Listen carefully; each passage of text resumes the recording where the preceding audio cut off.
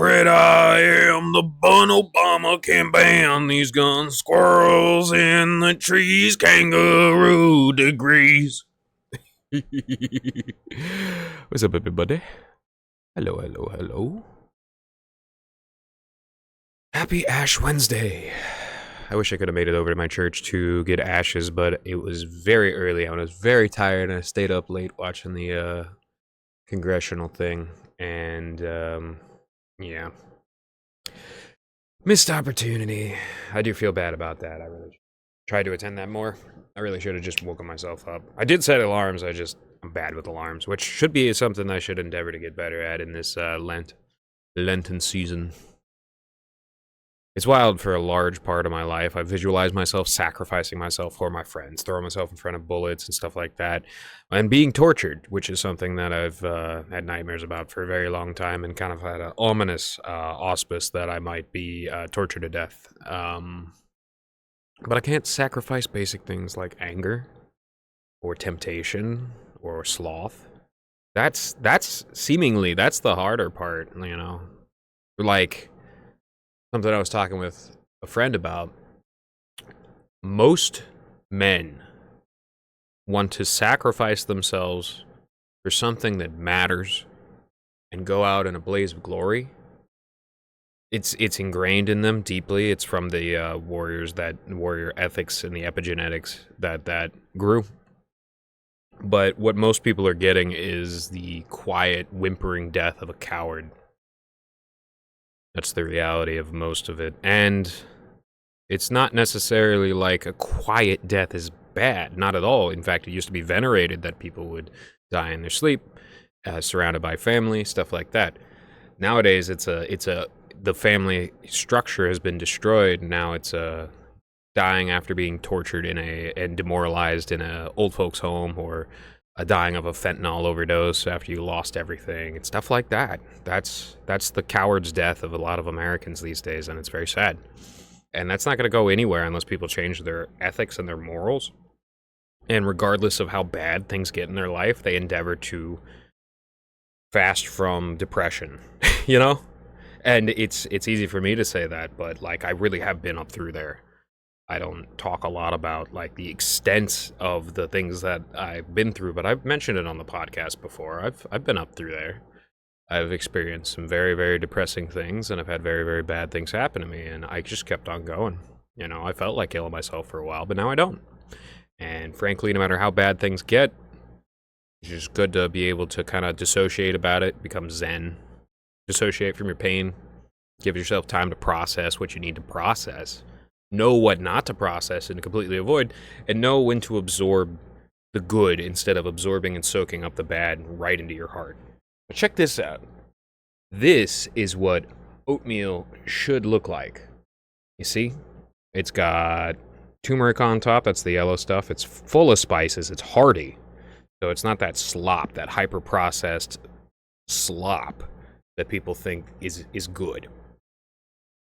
And it is genuinely good for you. Now, one of the reasons why this is so good for you is because it has homegrown turmeric in it. And turmeric is an anti-anxiety, antidepressant, anti-blood pressure lowering, so anti-anxiolytic it's called, and anti-inflammatory. It is one of the best foods for a working man, for a decent, for a person who goes through a moderate amount of stress in their day-to-day life. I guess I was going to say decently stressed out person. And it's my secret. It's my secret to dealing with problems and issues. And it always seems to work. It always seems to work. If there's something wrong, I go and I grab some turmeric. I get some black pepper, because the piperazine catalyzes the curcumin in the turmeric, and that causes it to go into your liver quicker and be processed into your body more efficiently. And it whatever's wrong, it perks me right up and gets me back on my horse. I strongly suggest it. You can grow it. It's insect resistant. It grows underground, so when the sun's angry, it's fine with that. And yeah, one problem is that it dyes things yellow. The cultivar that I have is less full of dye, but it is it's a little bit less bitter too. But it's pretty bad when it comes to the potential for staining. So I chop it up on a paper towel and stuff like that. I've given it out to friends. I hope everybody can try and grow some turmeric. It's really, really, really, really worth it. It's a very fun little crop. As I said, it's insect resistant. So as long as and it can grow in deltas and it can grow in relatively dry areas. So like from the ginger in the drier areas to like a straight up swamp, you can grow turmeric in that zone. It actually comes from the deltas of India, if I remember correctly, so it can handle a lot of moisture, and it can also not obliterate itself when it's running low on moisture. It's a very, very smart crop. You know, you don't always have to fast just from good things, right? You can set goals to fast from weakness itself. And you can set goals to fast from moderately distracting things that don't really give you that much pleasure. And instead of being like, well, I'm going to give up all of this thing that makes me very, very happy, try stepping into it with like, well, I'm going to give up this thing that doesn't actually make me happy, that I know is kind of draining me overall, and I'm going to make room for other things. And if it's just prayer, that's, believe it or not, just prayer is one of the most powerful actions that you can have, because it's a mantra and it's a meditation and it's a Zen meditation, and it clears your mind and it focuses you and it allows you to like store energy in a way that when you're constantly thinking, constantly processing everything, including everything bad around you that you don't have time and energy to do, that'll take you out. Sorry to dwell on this. I'm getting off of it, but it's really funny that conservatives have a line behind the most progressive, science-humping, liquidating, fantasy-hawking movement the world has ever seen. Elon Musk is the right's Anthony Fauci. It's simple as that. I'm sorry if that upsets some of you, but that's what it is, and I'm going to call this right the heck now. Maybe I was wrong on cryptocurrency being a good storer of wealth. I mean, that's its point, is it should store wealth. I still think that making money off of money itself is a stupid trick, a fantasy of welfare and turnkey 10xing that banks have loaded onto people from the days of bonds and stocks and bond trading. I really do think that selling money is a fantasy. Like, the thing about bonds is that you invest into the military, and then the military will pay dividends, and like you're investing in your country. Investing in stocks is investing in a company and a product. But investing in currency itself, as I've said before, is the George Soros path, and like you're sweeping up crumbs for people like George Soros. That is reality. That isn't a dig. He's a currency speculator who crashed the pound. He did that. And I still think that making money off of money is a form of welfare, and I think that's stupid. You should try and strive for, that's why I say farming is the best thing. You should try to strive for self-sufficiency and for genuine productual profits, not just currency. I mean, yeah, I've already covered that. Okay, I've already covered that. Don't be concerned with the methodology of the short term.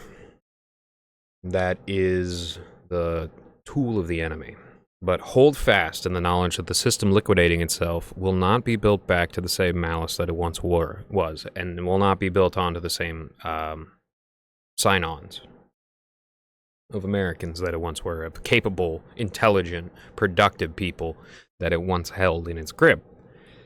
The issue is this $5 million gold card idea that not a lot of conservative people are happy with, where, you know, wherever you come from, you can come in and be an American citizen, and now you're the culture, not the people that founded the culture and sacrificed a lot, others and themselves, to create this. Now the middle class America is the same sacrificial Native American, and everybody with wealth in the entire world is the Masonic Benjamin Franklin style.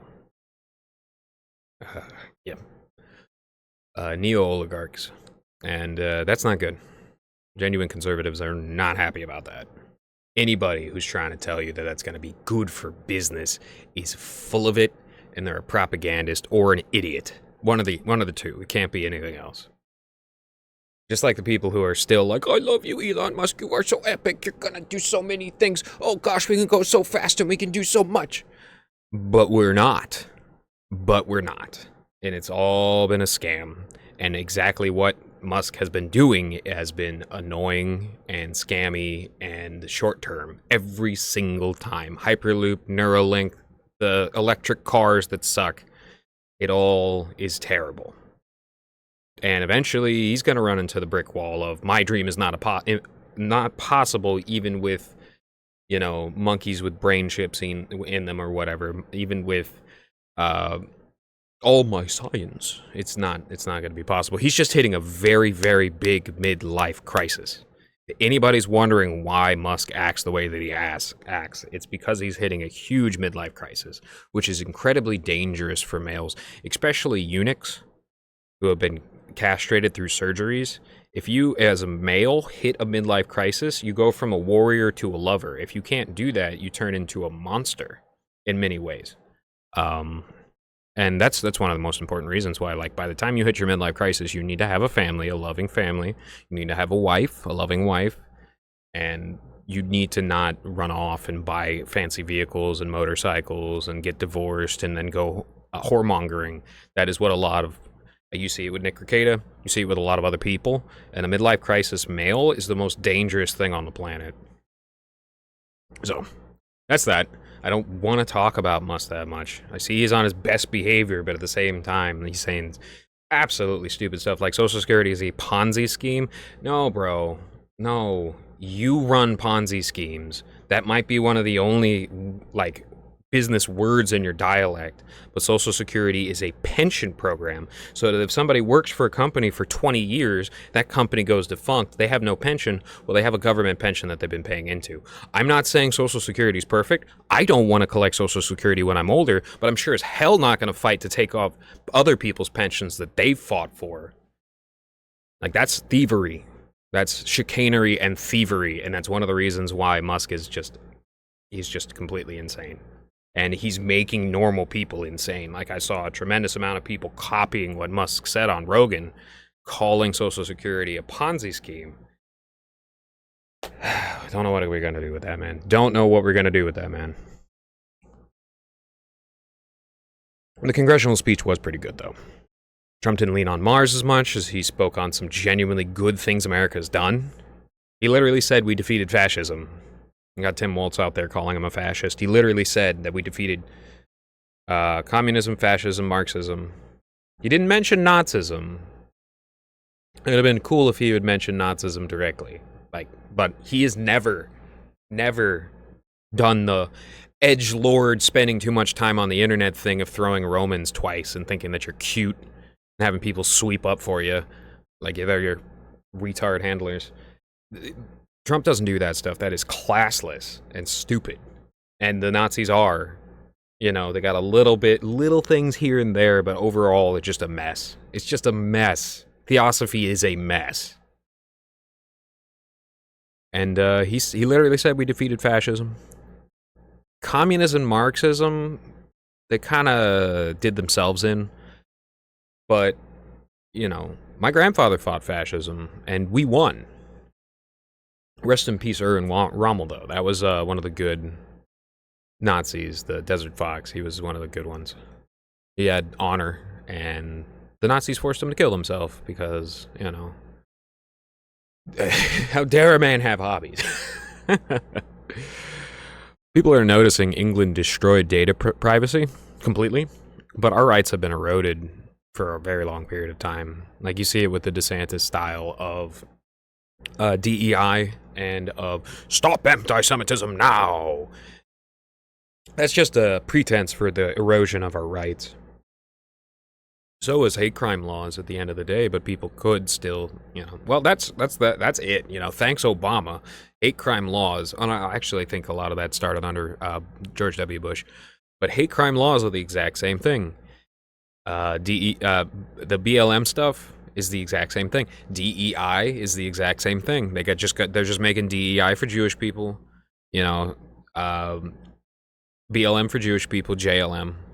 And they're legalizing criticism on many levels, as many as possible. And I know eventually what I say is probably going to end up getting me in trouble, but I do not care, because if our country gets that bad, it's already Jover.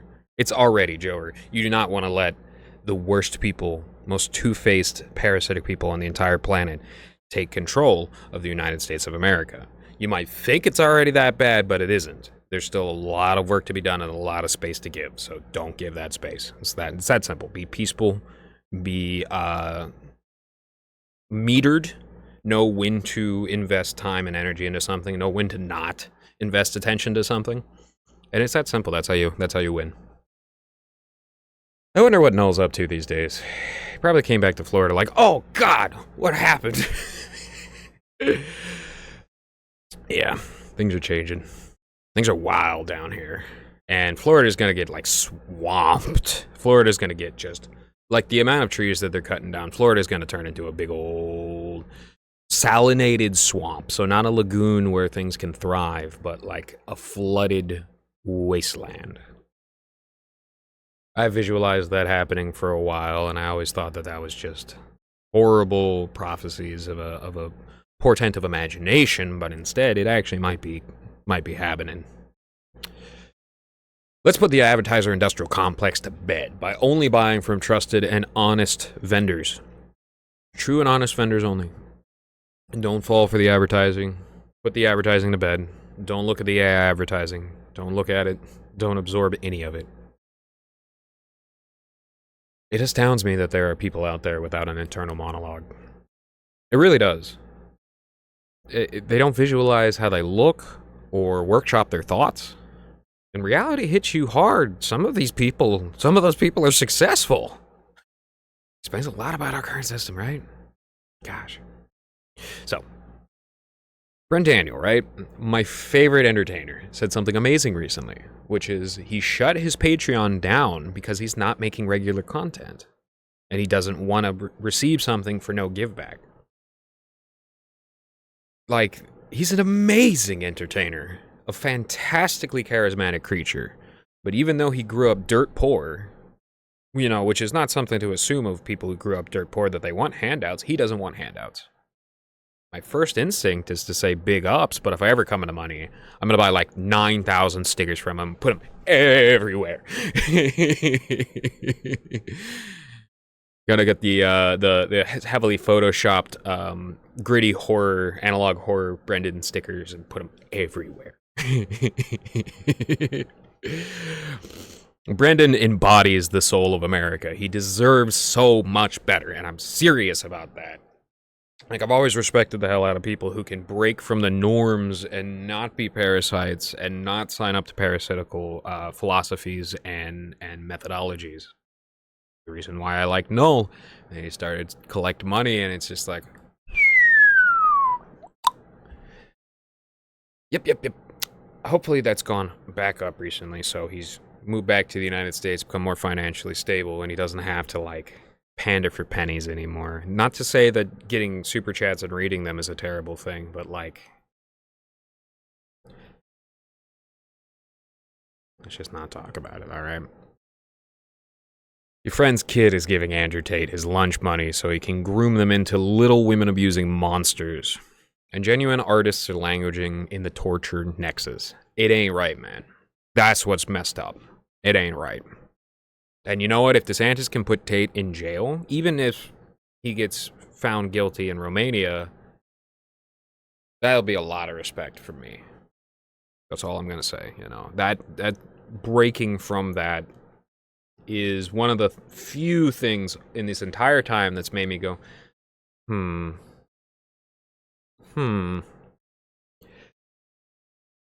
Archon stealing the sun from the sky so that they can put it in the worst guy you know's aftermarket truck's headlights. Thank you, Screw Tape. I love you, Screw Tape. Thank you, sir. You're so epic, sir. Some people think it's religious people who don't believe in evolution that are destroying our order of life. But it's not. When you remove religion in our uniquely intelligent species, and people romanticize and worship their own thoughts, you know, that mechanism has its place in the arts, but devoid of arts and of religion, a long-term strategy employed by the Masons and their peers. You get golems, grunts, and archons destroying everything around them for a small rush of perceived domination, and the dopamine of moving on a goal. Anyways, I'm really fucking with Big Boogie of late. I grew up on Juicy J, so it's only natural that I would get into that. But at the same time, every time I listen to rap, it makes me a little bit more depressed. What's crazy is, like, Kevin Gates is still a bop. Still workout music to this day. Still workout music. And, like, it's crazy because people call him fake, but it's just like, you don't want to be real in that sector. You do not want to be real in the sector of gangster rap. Fake is fine. And, like, you know, you never really know. I don't like the culture of, like, oh, if you don't pull up in the newest model of car, then you're going to get made fun of. And then, oh, somebody's going to get into a gunfight. It's so immature. It's so immature. Talk about golems. Playing Earthbound on my mentor's computer as a kid was absolutely peak. Only downhill from there, to be honest. I even learned how to emulate Mother 3 cleanly back then, but now I don't even know where to start. I can barely remember. It goes to show you are who you put yourself around, and that's why people go into fields to put themselves around people who have stacked up knowledge from decades, and then, you know, that's all they do, that's all they think about. That's why fields, educational fields, are the next step for something you're passionate about. Not just engineering, though, because passion in engineering is strangled. The contracts are short-term because the people who provide them are greedy. And what does it do? It makes the new child's head-seeking, you know, slicer missile. Not good. I have a hard time retaining coding language, even if it's very simple. It's not how my brain works, unfortunately. I'd really love to learn C, the entire coding language, but I can't even get started. I don't know. It's strange. I don't understand how it works. If somebody would, like, sing me a song about it, maybe maybe I'd know a little bit better, right? Well, anyways, I'm gonna wrap this off on some recollections. I miss my Mr. Saturn loving mentor and dear friend Jamil. He was always kind to me. He was always a good person. He always had a sweet soul. And I never in a million years could be racist towards black people after that. Although his mother was, and still is, a devout Christian, so that's a big thing. Anyways, I hope y'all have a good Ash Wednesday. I hope y'all enjoy your Lenten fasts, and, well, double down on them. Try to enjoy them, you know what I'm saying? Do what you love, you'll never work a day in your life. Alright, y'all. Cheers.